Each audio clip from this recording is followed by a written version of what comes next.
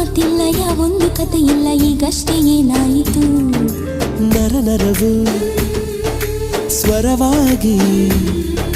ಹೊಸ ಪಾಠ ಕಲಿಸೋದು ಪ್ರೀತಿಯ ಪರಿಪಾಠ ಮನಸ್ಸೀಗ ಬಂದಾಯಿತು ಈ ಪ್ರೀತಿಯ ಪ್ರವಾಹಕ್ಕೆ ಅಣೆಕಟ್ಟು ಕಟ್ಟೋರು ಯಾರು ಆಣೆಗಳ ಅಣೆಕಟ್ಟಿಗೆ ಸಾಕ್ಷಿನೇ ನಾವಿಬ್ಬರು